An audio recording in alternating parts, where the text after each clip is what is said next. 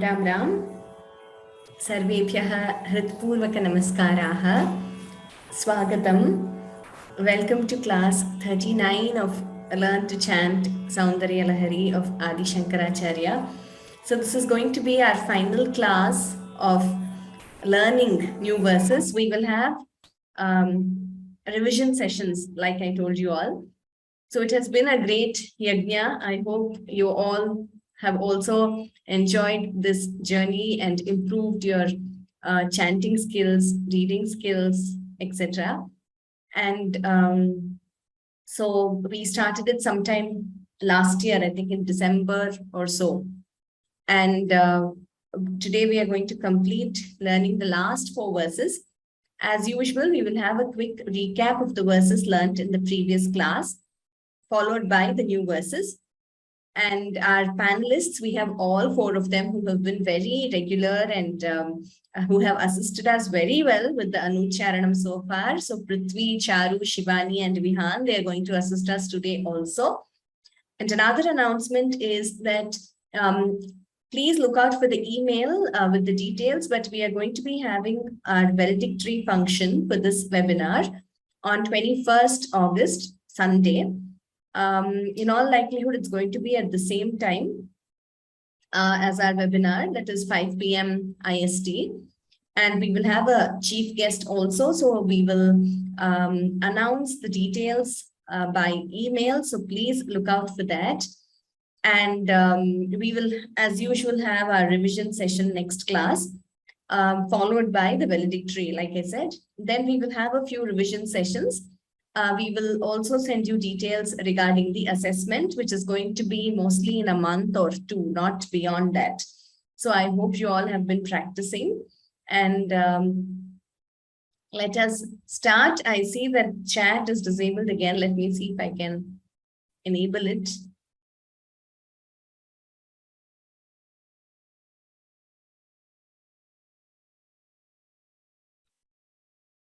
Yes, I have enabled the chat option. So let us begin as usual with Guru Vandanam and Mangala Shlokaha, followed by recap of the verses we learned previously, that is verses 93 to 96. Let us begin. Please sit up straight, all of you, and chant along with me.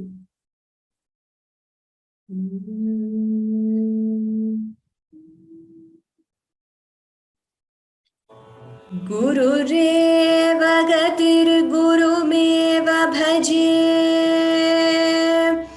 Gurunaiva sahasmi namo gurave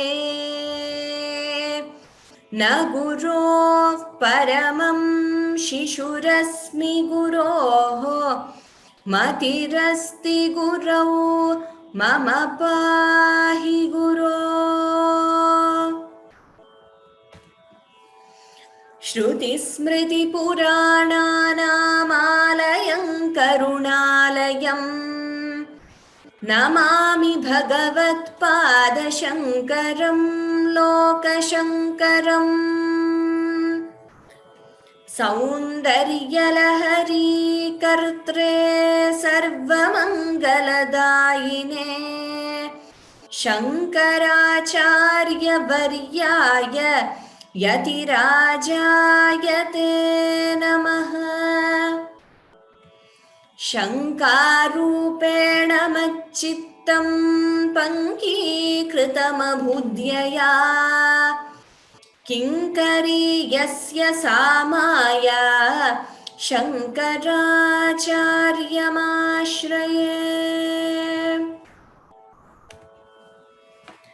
Shiva-shaktya yuktaha yadi bhavati shaktah prabhavitum na chedevan devaha na khalu kushalaspanditum-api atastvam-aradhyam harihara-virinchadibhirapi pranantum stotum va Kathamakrita punya prabhavati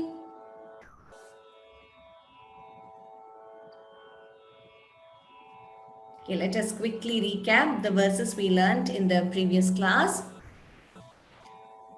Aralakeshu prakriti sarala mandahasite shirishabhachitte drishadupala shobha kuchatate भृशन्तन्वी मध्ये पृथुरुरसिजारोह विषये जगत्रातुं शम्भोः जयति करुणा काचिदरुणा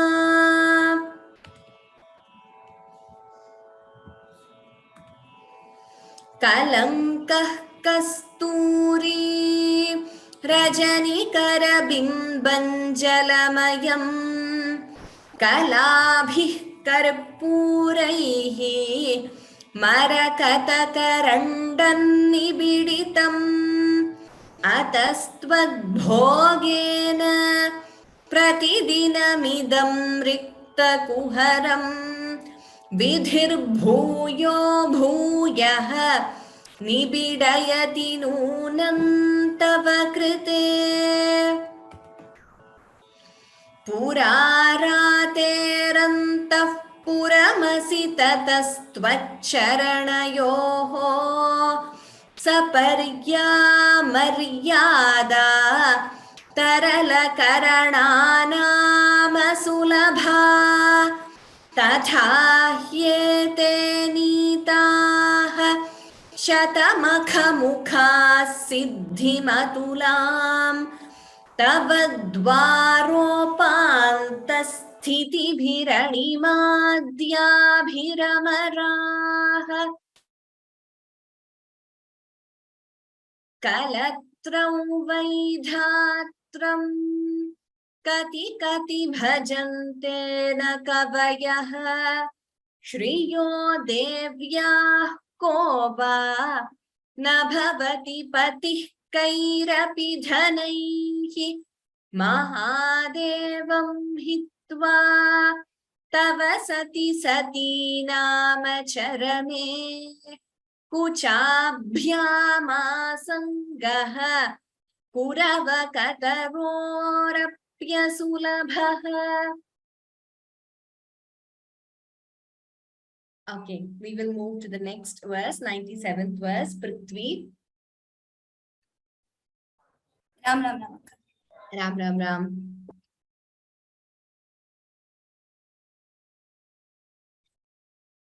Giramahurdevim Giramahurdevim Giramahurdevim Druhina grihini magamavidaha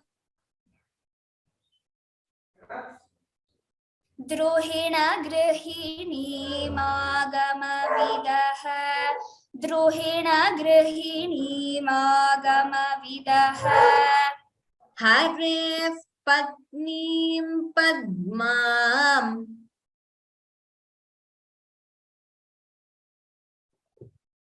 Haref patnim padmam Haref patnim padmam Harasahachari madritanayam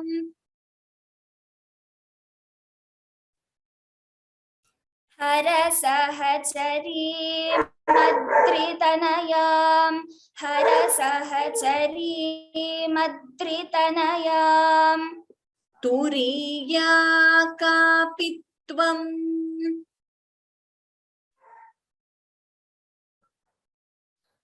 Turiya kapitvam Turiya kapitvam Duradhigamanissima mahima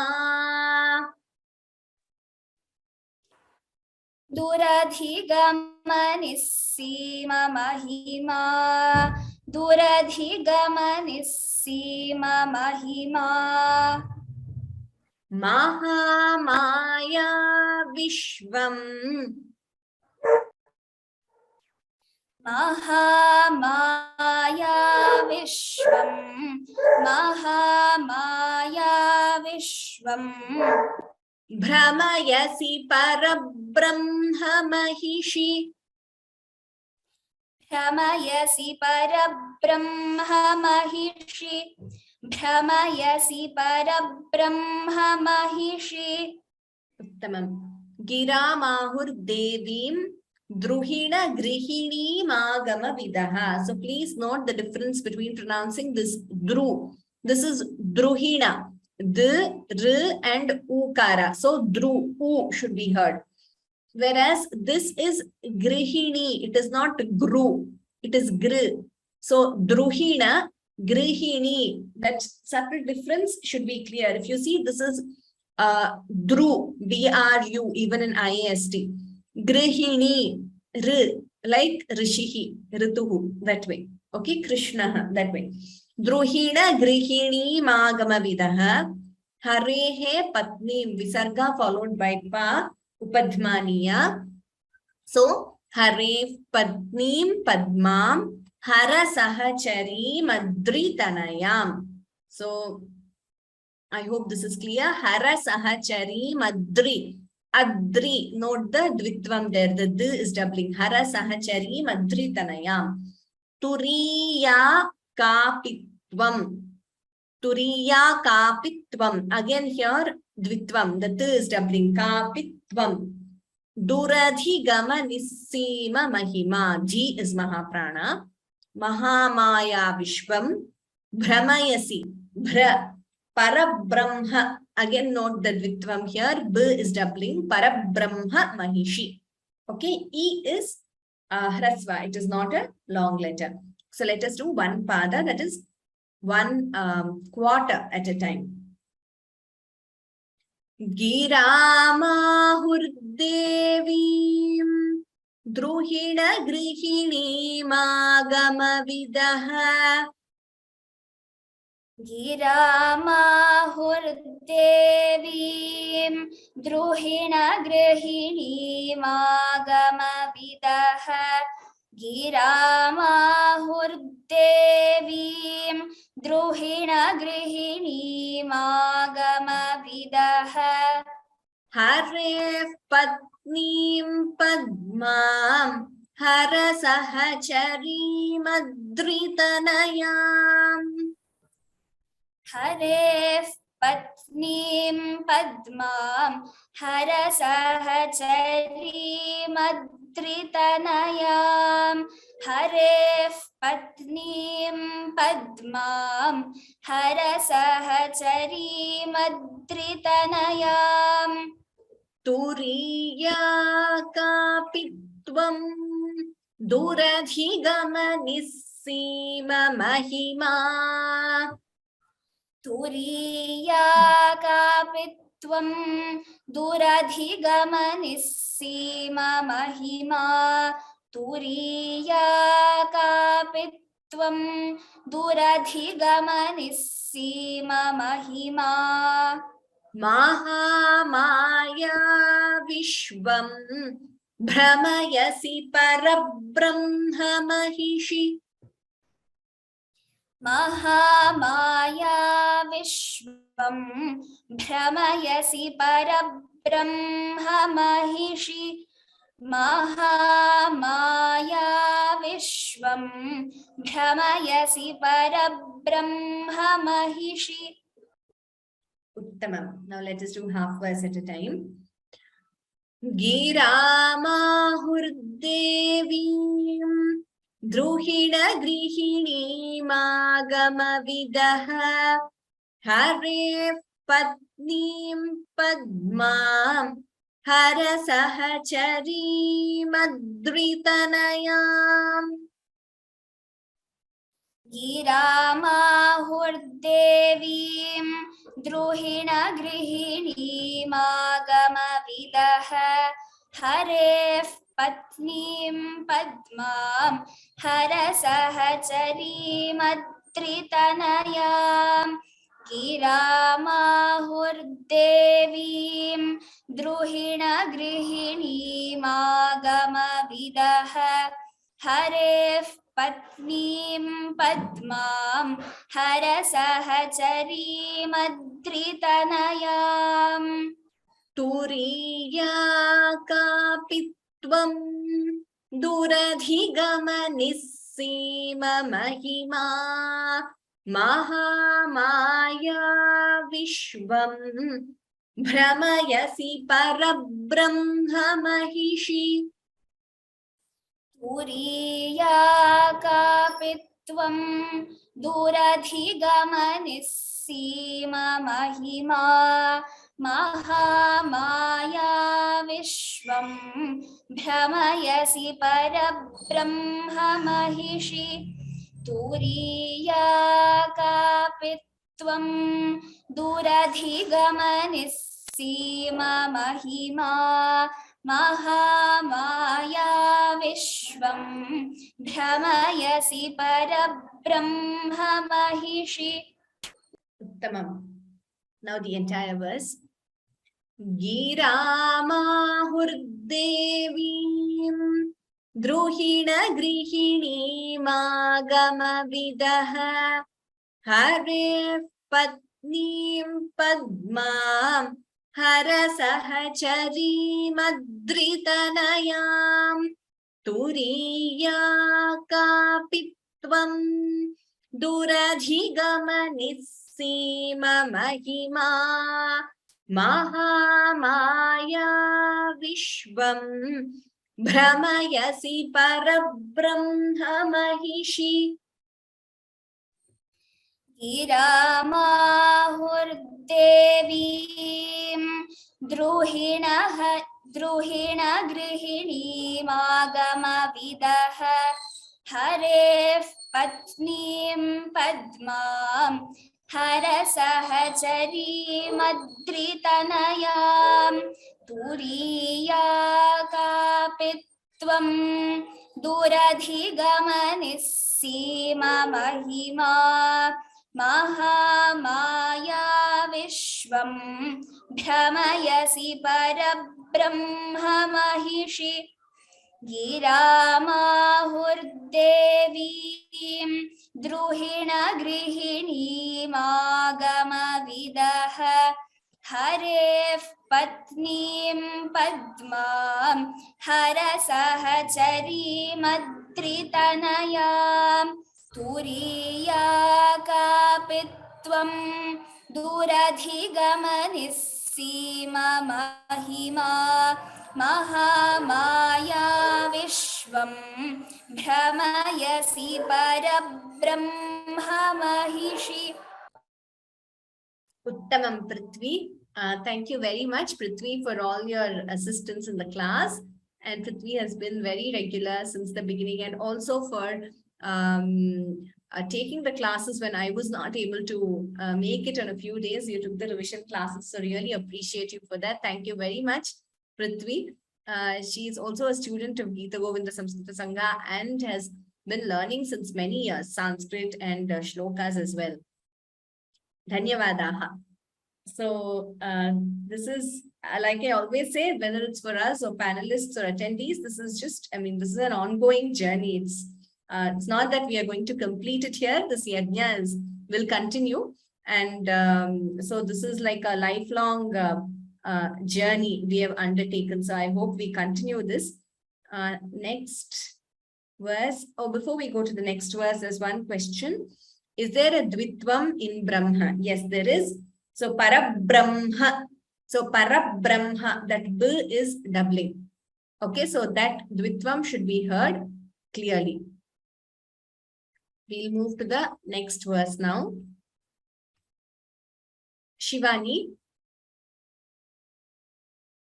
Ram Ram. Ram Shivani. So yeah, let us begin 98. Kada kale matah. Kada kale matah. Kada kale matah. कथय कलितालक्तकरसम् कथय कलितालक्तकरसम् कथय कलितालक्तकरसम् पिबेयं विद्यार्थी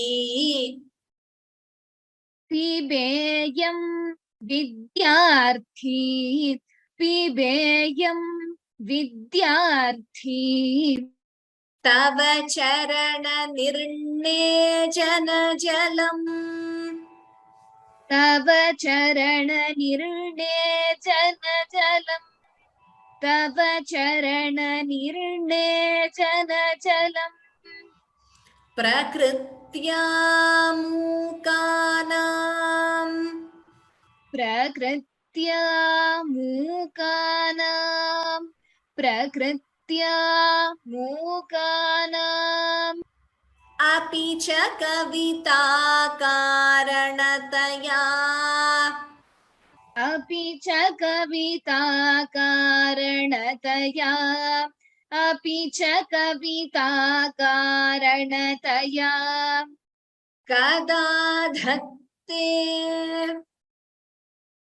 कदा धत्ते कदा धत्ते वाणी मुखकमलताम्बूलरसताम् वाणी मुखकमलताम्बूलरसताम् वाणी मुखकमलताम्बूलरसताम् उत्तमम् कदा काले मातः कथय थ is महाप्राणा कलितालक्तकरसम् please note that कलितालक्तकरसम् पिबेयं विद्यार्थी so here pibeyam the anuswara followed by v you could optionally chant it as with the nasal tone so pibeyam vidyarthi that is also correct vidyarthi please note it is dya it is not vidya it is not dhya it is dya okay like gadyam padyam like that vidya d alpa prana d and ya vidyarthi thi is mahaprana tava charana nirnejana jalam this we should differentiate between this na ni and ne and na again here so we should not interchange that charana nirnejana jalam prakritya please note the pronunciation of this word it is prakritya it is not prakrutya it is not u and there is no dvitvam also it is not prakritya the extra k should not be heard there is no dvitvam there it is prakritya prakriti so that is another vibhakti form of the word prakriti is prakritya prakritya mukanam api cha kavita karanataya kada dhatte dha is mahaprana in this pada we do not pause I mean if you want to pause you could pause after dhatte but after that it is one word compound word vani mukha kamala tambula rasatam mukha is mahaprana vani mukha kamala tambula rasatam okay we will do one pada at a time that is one quarter kada kale matah कथय कलितालक्तकरसम् कदा काले मातः कथय कलितालक्तकरसम् कदा काले मातः कथय कलितालक्तकरसम्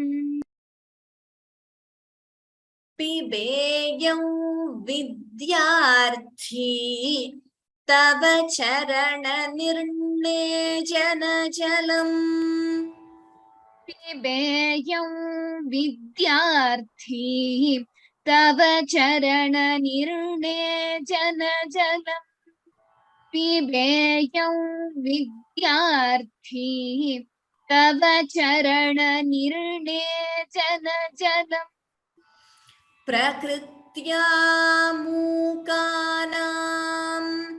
अपि च कविता कारणतया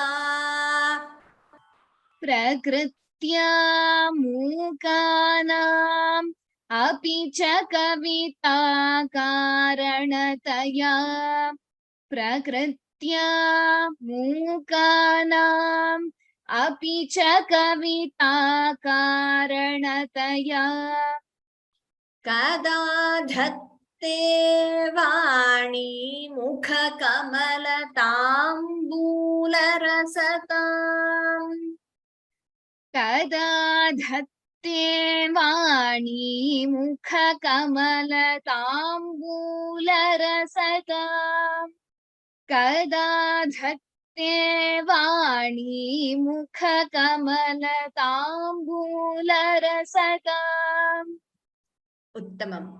Now we shall do half a verse at a time.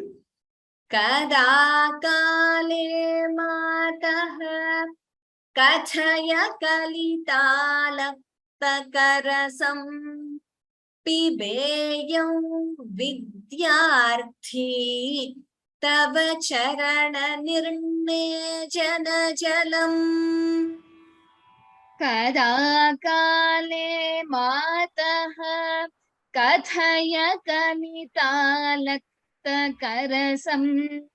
पिबेयं विद्यार्थी तव चरणनिर्णेजनजलम् कदा काले मातः कथय कलितालक्तकरसम् पिबेयं विद्यार्थी तव चरणनिर्णेजनजलम् प्रकृत्या मूकानाम् अपि च कविता कारणतया कदा धत्ते वाणी मुखकमलताम्बूलरसताम् प्रकृत्या मूकानाम् अपि च कविता कारणतया कदा धत्ते वाणी मुखकमलताम्बूलरसताम् प्रकृत्या मूकानाम् अपि च कविता कारणतया कदा धत्ते वाणी मुखकमलताम्बूलरसताम् Uttamam.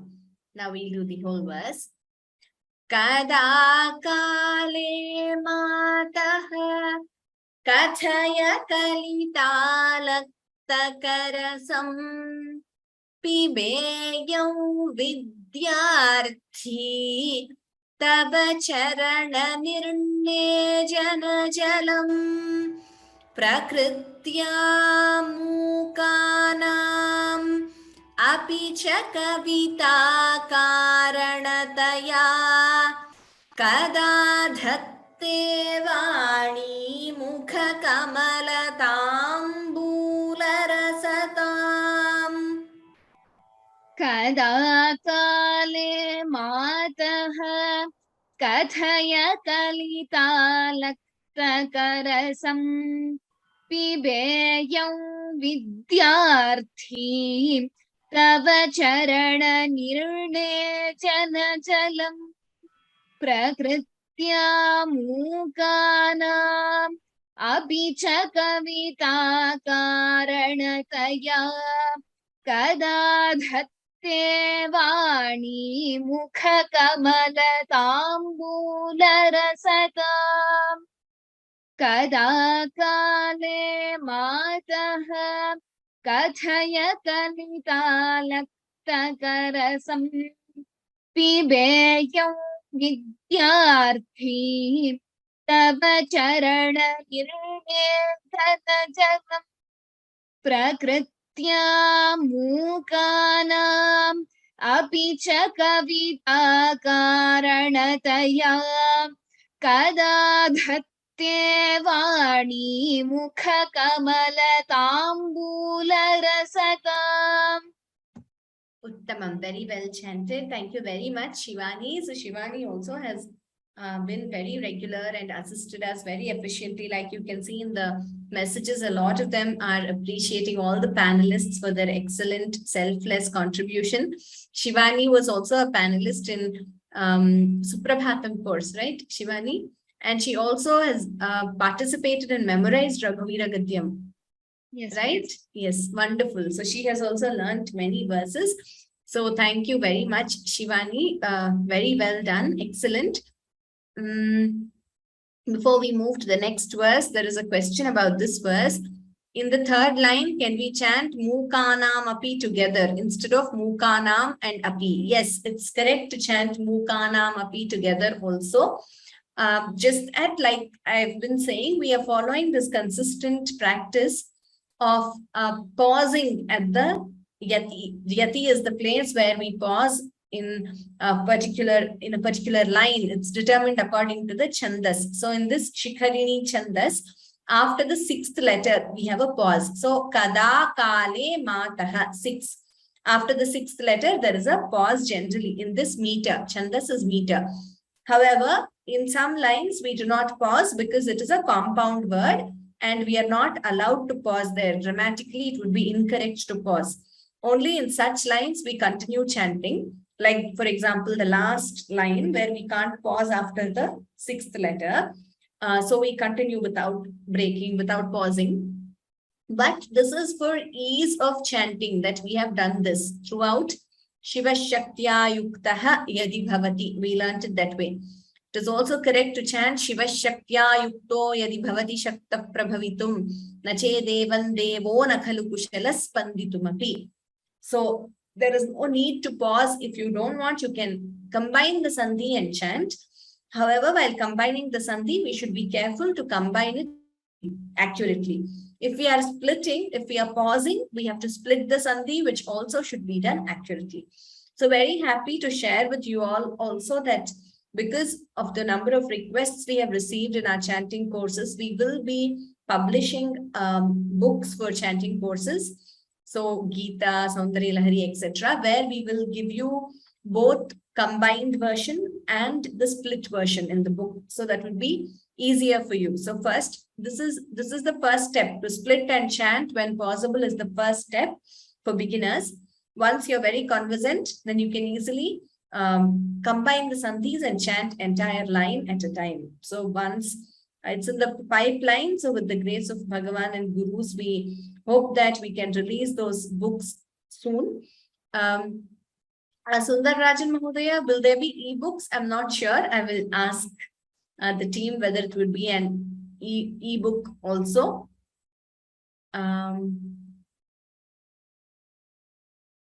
Okay, so the closest publication one of you has asked for, like I said, Vyoma wants to release its own publications with splitting, combining the sandhi accurately. But before that, Samskrita Bharati has released Soundaryalahari in the same way, small books to aid chanting Soundaryalahari. I know they are there in Kannada and Devanagari. I'm not sure about other languages, where there is also a gap to indicate where you have to pause. Otherwise, Sringeri website, Sringeri Shankar Matha, the website, Dakshinamnaya Sringeri Sri Sharda Peetham website has all the stotrams of Adi Shankaracharya, including Soundaryalahari. Okay. We will move to verse 99. Vihan. Ram, Vihan. Saraswatya Lakshmya. Saraswatya Lakshmya.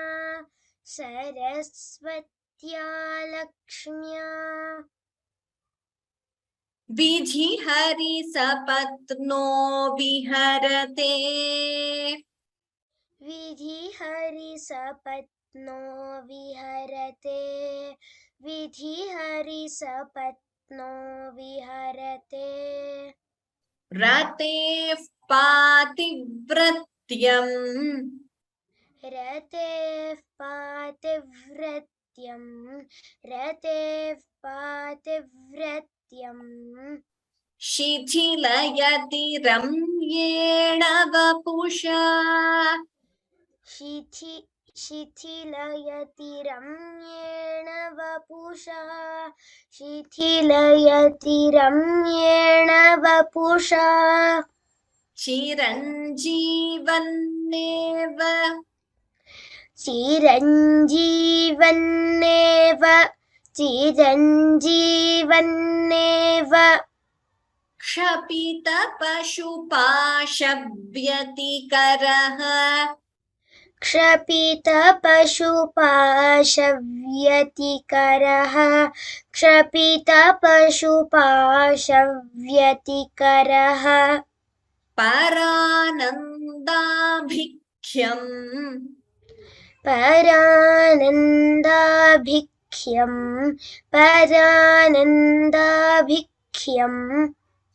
रसयति रसं त्वद्भजनवान् रसयति रसं त्वद्भजनवान् रसयति रसं त्वद्भजनवान् उत्तमम् Saraswatya, please note the dvitvam. Saraswati, that s is doubling. Before that word there, swa, that s is doubling. So you have dvitvam there. Saraswatya Lakshmya Vidhi Hari Sapatno Viharate. Dhi is Mahaprana. Ratev Pati Vrata followed by Pa. Upadmaniya. So Ratev Pativratyam. Please note the dvitvam. The v is doubling, the t is also doubling. So Pativratyam. There are two dvitvams in that particular word. Shichilayati. Thi is Mahaprana. Ramyena Vapusha. Chiram Jivan Neva. The Anuswara followed by G. You could combine it optionally and chant it as Chiran Jivan Neva, combining the Sandhi. Or you could split the Sandhi and chant the Anuswara completely as Chiram Jivan Neva. Please pay attention to this. It is Jivan Neva. We should not prolong it as Eva. It is Eva. That is a Hrasva, short letter. Kshapita Pashupasha Vyatikaraha. So again, there is a dvitvam here before Vyatikaraha. The V is doubling. Kshapita Pashupasha Vyatikaraha. See, the dvitvam is very distinctly heard there. Pashupasha Vyatikaraha. Parananda Bhikhyam. Bhi and K, both are Mahapranas. Rasayati, Rasam, Twadbhajanavan. Anuswara followed by T. You could optionally combine it as Rasam Twadbhajanavan, combining the Sandhi. Or if you want to split, Rasam Twadbhajanavan. Bha is Mahaprana. We will do one pada. Saraswatya Lakshmya Vidhi Hari Sapatno Viharate. सरस्वत्या लक्ष्म्या विधिहरिसपत्नो विहरते सरस्वत्या लक्ष्म्या विधिहरिसपत्नो विहरते Rate Pativratyam Shichilayati Ramyena Vapusha. रतेः पातिव्रत्यं शिथिलयति रम्येण वपुषा रतेः पातिव्रत्यं शिथिलयति रम्येण वपुषा Chiranjeevaneva Kshapita Pashupavyatikaraha. चिरञ्जीवन्नेव क्षपितपशुपाशव्यतिकरः चिरञ्जीवन्नेव क्षपितपशुपाशव्यतिकरः Paranandabhikyam Rasayati Rasam Twadbhajanavan. परानन्दाभिख्यम् रसयति रसं त्वद्भजनवान् परानन्दाभिख्यं रसयति रसं त्वद्भजनवान्. Uttamam. Now half verse at a time. Sarasvatya Lakshmya Vidhihari Sapatno Viharate Rate Patibratyam Shithilayati Ramyena Vapusha. सरस्वत्या लक्ष्म्या विधिहरिसपत्नो विहरते रतेः पातिव्रत्यं शिथिलयति रम्येण वपुषा. सरस्वत्या लक्ष्म्या विधिहरिसपत्नो विहरते रतेः पातिव्रत्यं शिथिलयति रम्येण वपुषा. चिरञ्जीवन्नेव क्षपितपशुपाशव्यतिकरः परानन्दाभिख्यं रसयति रसं त्वद्भजनवान्. चिरञ्जीवन्नेव क्षपितपशुपाशव्यतिकरः परानन्दाभिख्यं रसयति रसं त्वद्भजनवान्. चिरञ्जीवन्नेव क्षपितपशुपाशव्यतिकरः परानन्दाभिख्यं रसयति रसं त्वद्भजनवान्. Uttamam. Now the entire verse. Sarasvatya Lakshmya Vidhihari Sapatno Viharate Rate Patibratyam Shithilayati Ramyena Vapusha. Chiranjeevanneva क्षपितपशुपाशव्यतिकरः परानन्दाभिख्यं रसयति रसं त्वद्भजनवान्. सरस्वत्या लक्ष्म्या विधिहरिसपत्नो विहरते रतेः पातिव्रत्यं शिथिलयति रम्येण वपुषा. चिरञ्जीवन्नेव क्षपितपशुपाशव्यतिकरः परानन्दाभिख्यं रसयति रसं त्वद्भजनवान्. सरस्वत्या लक्ष्म्या विधिहरिसपत्नो विहरते रतेः पातिव्रत्यं शिथिलयति रम्येण वपुषा. चिरञ्जीवन्नेव क्षपितपशुपाशव्यतिकरः परानन्दाभिख्यं रसयति रसं त्वद्भजनवान्.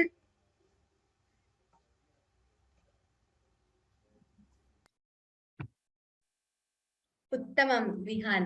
Very well chanted. Vihan also has been assisting with chanting in many Vyoma courses for Anucharanam. He was in our Bhagavad Gita course also, right, Vihan? And he also has memorized Sri Raghuvira Gadyam. And he is one of our very young panelists. So the youngest, I think, in this group. And wonderful Vihan. So despite in many other activities and many other courses, you continued doing Soundaryalahari. So very good, excellent, Atyuttamam. So a lot of them are also congratulating you. Very good, Vihan. धन्यवादः. Dhanyavadaha. Now we come to the last verse, the 100th verse. Charu. Ram Ram Charu. This is a very beautiful verse. Let us learn this. Pradipajwalabhihi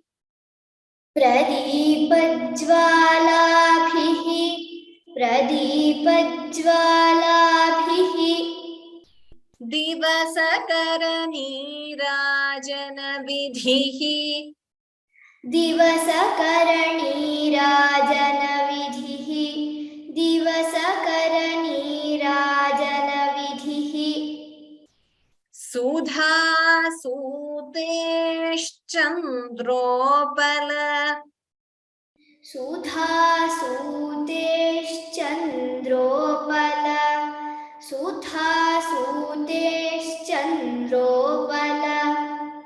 We are not supposed to split there, but because it is a long line and some of you might find it difficult if I chant the entire line at a stretch in the beginning itself, therefore I split there, but we are not supposed to split there. We have to chant the entire line at a stretch. Jalalavairarghyarachana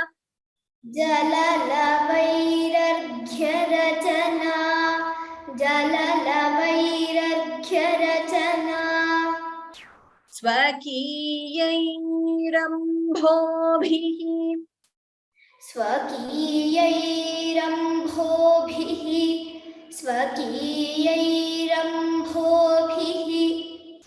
Salila Nidhi Sauhitya Karanam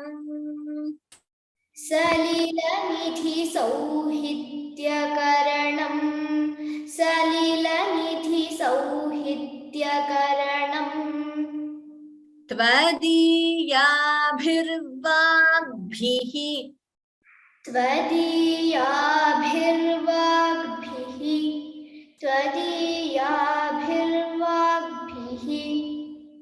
Tava Janani Vacham Stutiriyam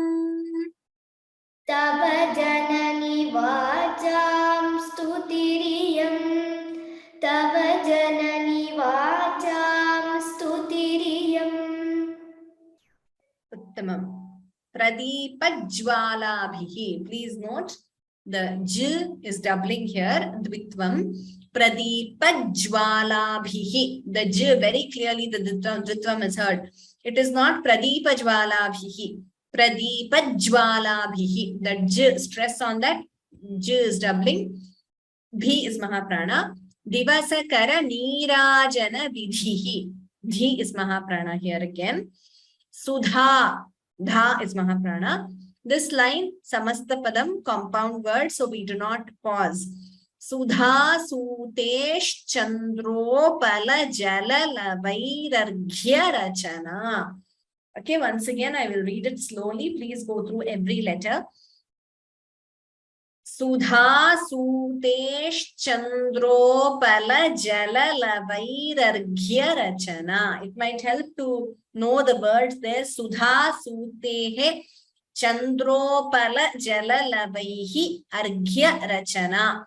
Sudha Sutehe Chandro Pala Jala Lavaihi Arghya Rachana. I'll tell you the meaning of this verse. It will be easier for you to remember, to know the words in this line also. Swakiyairambobihi. Two bhas Mahaprana. Salila Nidhi. Dhi is Mahaprana. Sauhitya Karanam. So Sauhitya. Please note the Dvitvam. T is doubling. Sauhitya Karanam. Tvadiyabhirvagbhihi. Bhi Mahaprana. Tava Janani. Vacham Stutiriyam. Okay, so Bhagavan here is saying, O Janani, Tava Janani, O Mother, Tvadiyabhirvagbhihi, with your own words. Tvadiya is your own, with reference to Devi. O Devi, he is addressing Mother, O Janani, with your own words. Tvadiyabhirvagbhihi, Janani, Tava Stutiriyam. Janani Tava Vacham Stutiriyam. So this stuti, this Soundaryalahari, this stotram, this stotram or stuti is with your own words, meaning these Adi Shankaracharya here is saying these are not my words, Devi. Oh mother, this is not what I have composed for you. This is not my composition. These are your own words which have been offered to you. Tvadiyabhirbhavihi tavajanani vacham stutiriyam. See what a wonderful meaning and what a wonderful note to end this beautiful verse. Beautiful stotram of 100 verses. So Bhagavad Padacharya says, these are not my words. With your own words, I have praised you. So this stotram is with your own words, Devi. And the first 3 lines, he gives analogies. So Pradipajbalabhihi divasakara nirajana vidhihi. So when you do nirajanam or when you do arati to the sun is the source of all our energy, heat, light. And when you do arati, nirajana to the sun with his own light. And the second one, Sudha Sutesh Chandro Pala Jalalavaihi Arghya Rachana. Arghya is like, offering water. So we come across this stone in our Shastras, where that stone, when moonlight falls on that stone, it is supposed to give out water. So it seems Ravana had this as a shower for him. And the moonlight, when it falls on that particular stone, it's like a shower. So whenever that moonlight falls on the stone, there is water from that stone. So that is that particular stone is being referred to here. So that water which comes from that stone is due to the moonlight. So when you offer that water to the moon itself, how would it be? It is from the moon, but you're offering that water itself as arghya to the moon. Then the third line is Swakiyaihi ambhobihi, with its own water, when you offer it back to Salila Nidhi, that is to the ocean. When you take water from the ocean and offer it back to the ocean, in the same way, your own words, I have offered them as a stotram to you. That is the meaning. Okay, now let us do one pada at a time. Pradipajvalabhihi divasakara vidhihi. Pradipajvalabhihi divasakaranirajanvidhihi. Pradipajvalabhihi divasakaranirajanvidhihi. Sudha Suteshchandro Palajalalavairarghya Rachana. Sudha Suteshchandro Palajalalavairarghya Rachana. Sudha Suteshchandro Palajalalavairarghya Rachana. Swakiyairambobihi Salila Nidhi Sauhitya Karanam. Swakiyairambobihi Salila Nidhi Sauhitya Karanam. Swakiyairambobihi Salila Nidhi Sauhitya Karanam. Tvadiyabhirvagbihi Tava Janani Vacham Stutiriyam. Tvadiyabhirvagbihi Tava Janani Vacham Stutiriyam. Tvadiyabhirvagbihi Tava Janani Vacham Stutiriyam. Uttamam. We will do half verse at a time. Pradipajvalabhihi divasakaranirajanvidhihi. Sudha Suteshchandro Palajalalavairarghya Rachana. Pradipajvalabhihi divasakaranirajanvidhihi. Sudha Suteshchandro Palajalalavairarghya Rachana.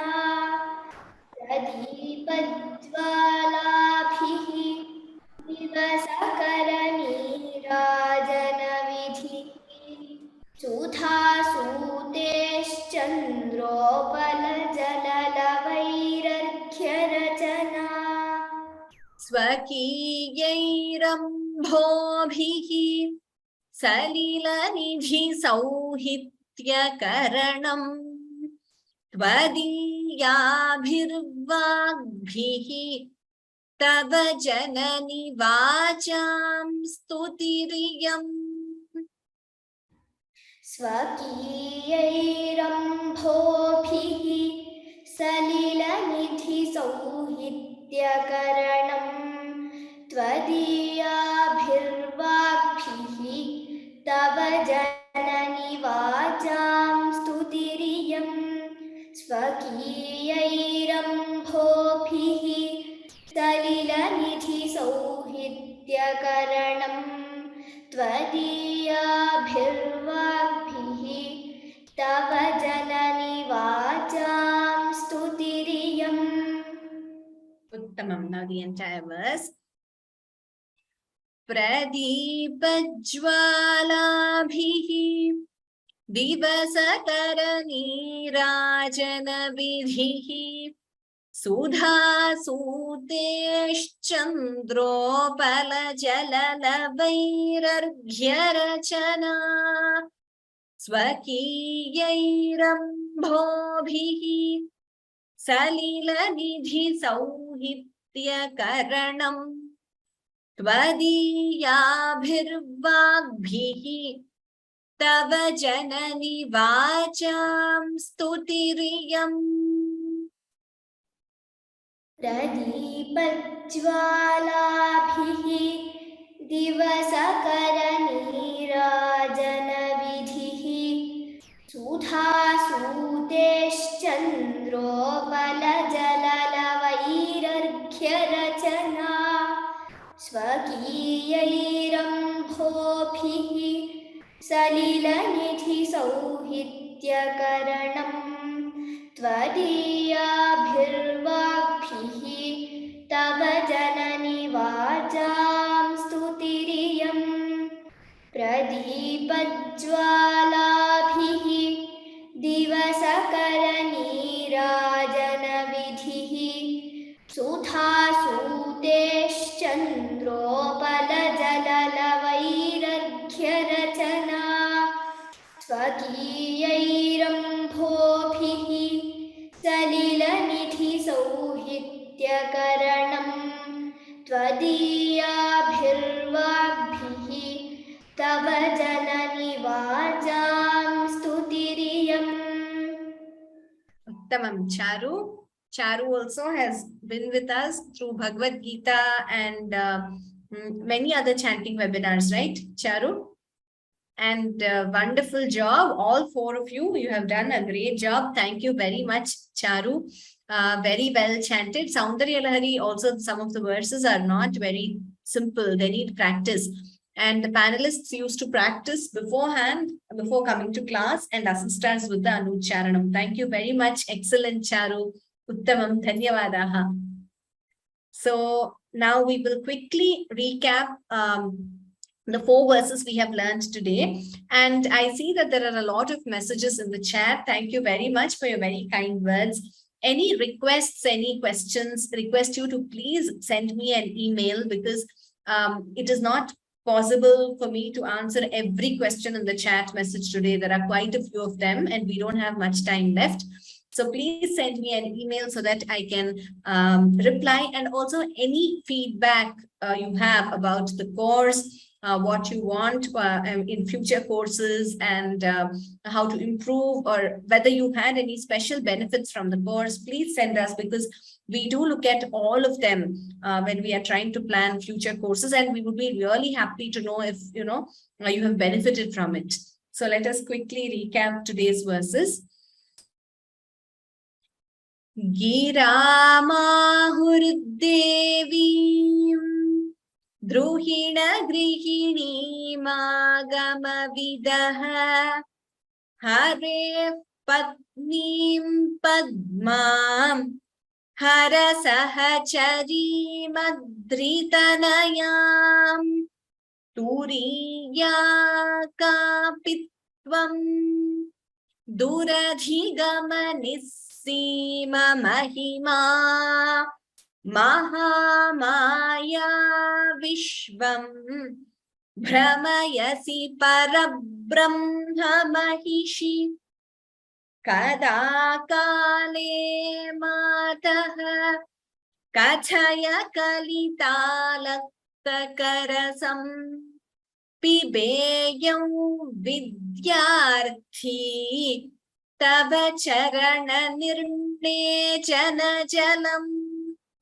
Prakritya Mukanam Api cha Kavita Karanataya Kada Dhatte Vani Mukha Kamalatam Rasatan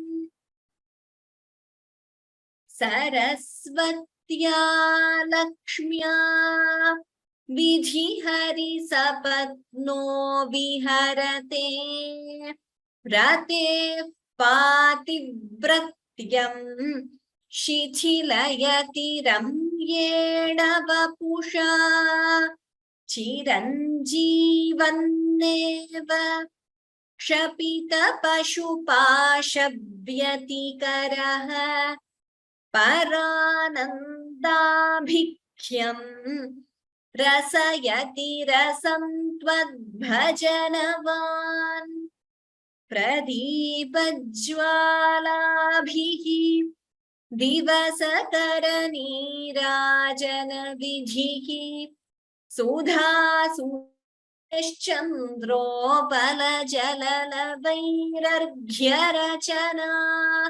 Swakiyairambobihi Salila Nidhi Sauhitya Karanam Tvadiyabhirvagbihi Tava Janani Vacham Stutiriyam Tvadiyabhirvagbihi Tava Janani Vacham Stutiriyam Tvadiyabhirvagbihi Tava Janani Vacham Stutiriyam.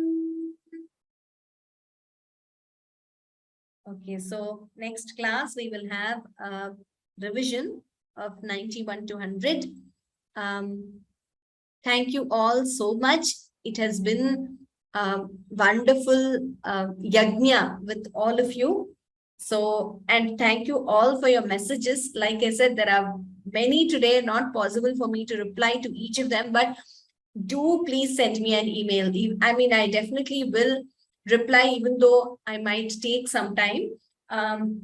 Assessment would be probably not this month, definitely not in August, maybe September or October. So we will just get back to you with the date date of the assessment, but please continue practicing. And thank you all so very much. Dhanyavadaha. We have also completed this yajna, completed in the sense this webinar of learning 100 verses in this auspicious month of Shravana.